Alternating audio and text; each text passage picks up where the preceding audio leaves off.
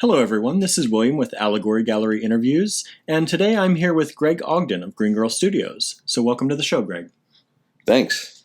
So of course we start out every episode asking us to tell our guests a little bit about themselves. So Greg, why don't you tell us a little bit about yourself, what you do, and how you got there?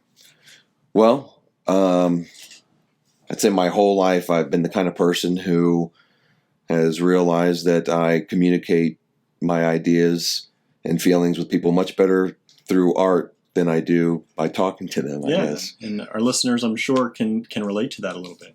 Oh, I'm sure.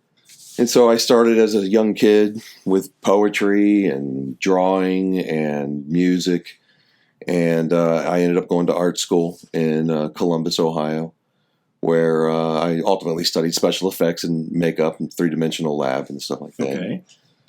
Ended up getting me into a place in Florida where I worked for a while, and off into California, where a couple years later I met up with my now wife, and now that I'm working with Green Girl Studios, on top of having a very admirable respect for Cynthia's work and being excited about what I do, Right.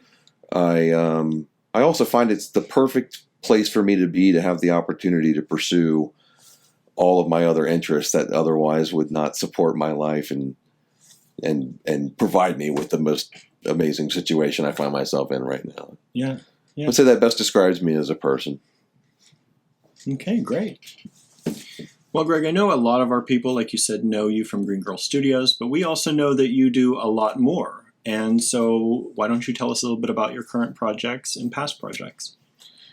Well, so yeah, I have a lot of different things going on right now, and I would say the things that are in the forefront of my mind currently are a few board games, and card games I've been working on. We know you're a big fan of those. We always see them at family get-togethers. Anybody see me at a show, I've always got some board game with me.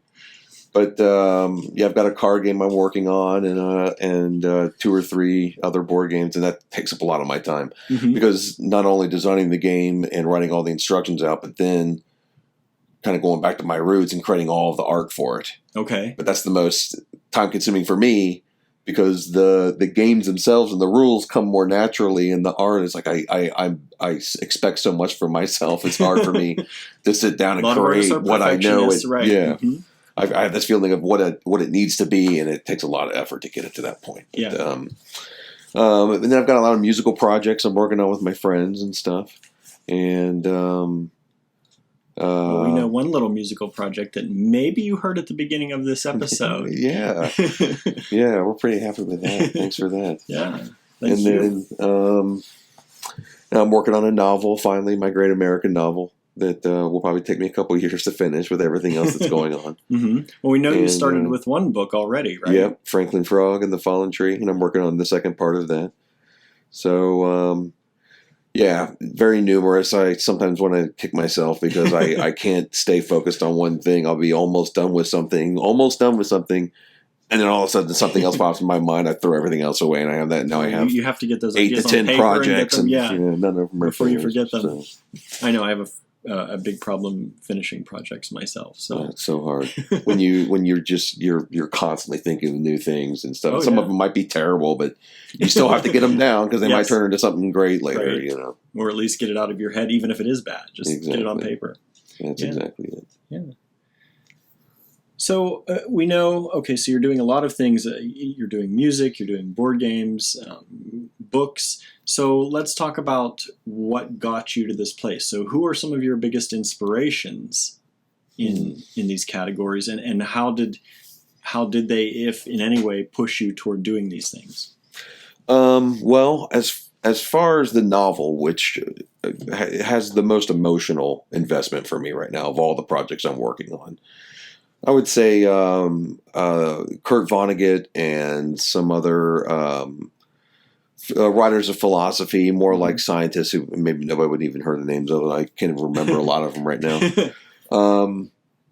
I like to read a lot of strange philosophies and study religions, and again, kind of the style of Kurt Vonnegut of always kind of telling the story from the first person and doing it in a way that's very familiar, like you're having a conversation with somebody instead of trying to be all rich in language and just getting the story out is kind of my inspiration for that. And as far as poetry is concerned, definitely like Shel Silverstein and Ogden Nash and even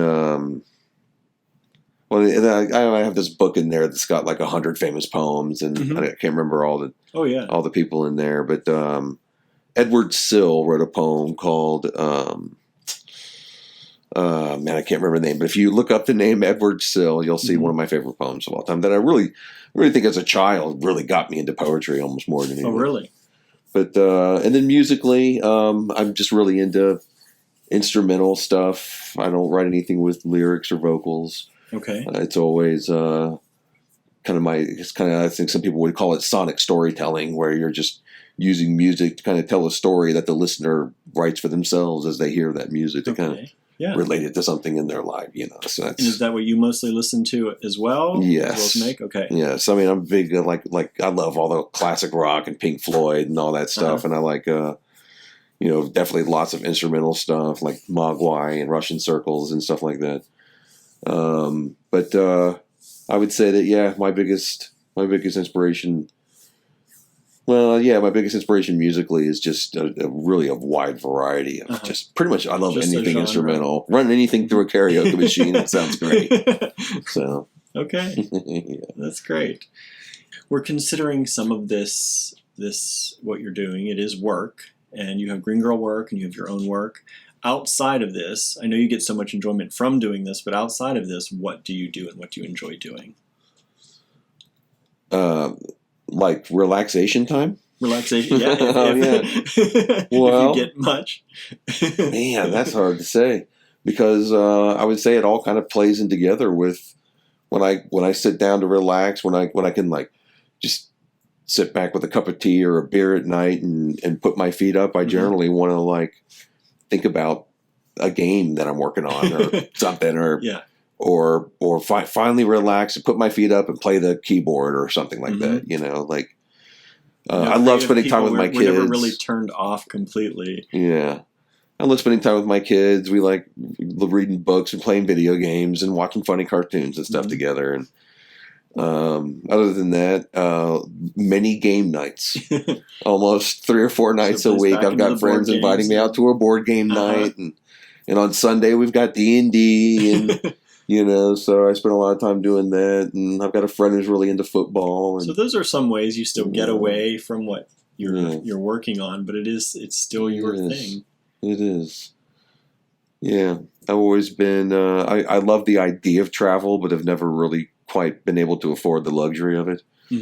And so I find a lot of peace in being home and focusing on my ideas and my family and just having fun. Yeah. I know after traveling probably so much for trade. Oh, jeez. Over how many years? 20-some years now, right? Well, I first got together with Green Girl 15, 16 years ago. And man, for the first 5 or 6 years, it was so fun, constantly traveling to a new place. And I go out every night after the show, check out the town. Right. But after 15 years of all the same towns, but it doesn't change up very often. Right. Because the bead shows that are still around now, since a lot of them aren't around, unfortunately. I mean, we used to do 35 shows a year, and now we might do 8. Yeah. But back when, it was 35 shows a year, those 8 shows we're doing now were going on then. And so for 15 years, you're just going to the same city all the time. it can wear. And eventually just wears on you, the travel time, the expenses. Traveling is fun until it's not fun. The internet is a wonderful thing, but it's gotten to this point where now bead shows aren't doing as well because people can just order things online and stuff. And so it's kind of a shame. A large online business with Green Girl, so you've seen the change over yourself. Yes. And don't get me wrong. We definitely, we love doing the shows. I love going out there and meeting new people and showing our work and coming up with a whole bunch of new pieces. And and takes showing up a off lot. Cynthia's new work and stuff. Yeah, and it does take up a lot of that time that you need for your free time, your chill time. Absolutely. And the traveling takes up a lot of that, no matter how fun the shows are. It does. But there's still a lot. I always take my computer with me and a book to read and something to work on. So yeah. And then I get to the show and there's a whole bunch of people, friends and stuff. I get to show all my projects too. And yeah, because that's always there's fun a to get camaraderie feedback. there with all the shows. Oh, there's so many people I've met at shows who have become close friends who were there when I was writing Franklin Frog and giving me feedback and different board games I've worked on and all those kinds of things. I mean, it's been a wonderful experience for me. It's really enriched my life much further than I ever imagined when I was a child. Yeah. Yeah. So. Okay, so whether you're a listener who's younger, listening to what we're talking about today, or someone who might be deciding to restart their life or take on a side business for themselves, what kind of words of advice or words of wisdom would you give to our listeners who might want to take that plunge into something more creative?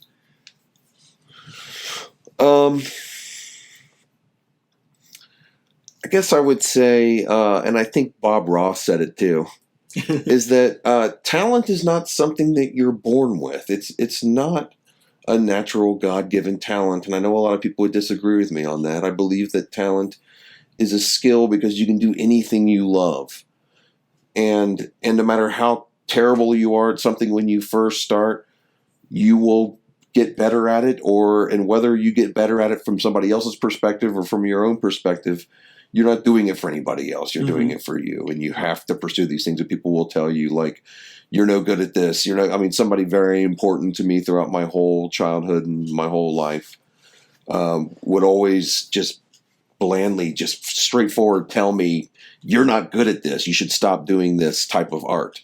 Wow. And it was devastating. Right. But I pursued. And I know now that after all this time, I'm at a point where I'm happy with my work.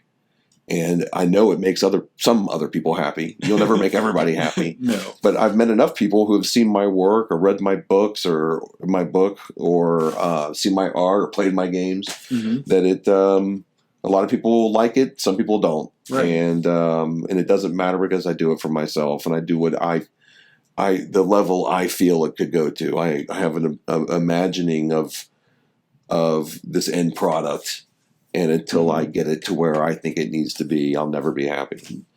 People can criticize you and tell you that that you can make it better, but you don't listen to them. Don't listen to people who tell you that you can make your art better. Just listen to the people who tell you that you can make your art bigger, because that's the only thing you can do. That you can't criticize. I personally believe the only person who can criticize art is the person who created it, because no one else can experience it from the creator's point of view. Right. And so that's what I've been doing my whole life, I guess, if that means anything. I think it sounds like a very, I think those are very meaningful words. I think that seeing your vision of the end game, of what you're going toward, is more important than what other people think you've done. And I would say that the driving inspiration behind all of my art is to convey some sort of some sort of version of pretty much the same message in all of my art. The one message is that it's kind of hard to put into words, which is why I'm using all these different art forms to try to describe it. But I would say that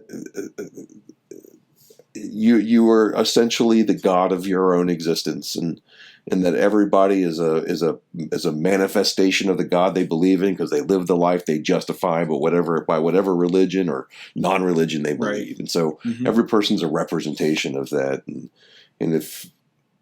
nothing's better than just loving everybody and wanting everybody to be happy and fighting the good fight all the time, and just the joy that I find in making other people happy. Right. That makes me happy. Other people's happiness. Yeah. And I think it should. I think it should for all of us.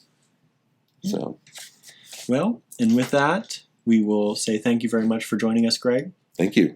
And we will catch you next time here on the next episode of Allegory Gallery Interviews.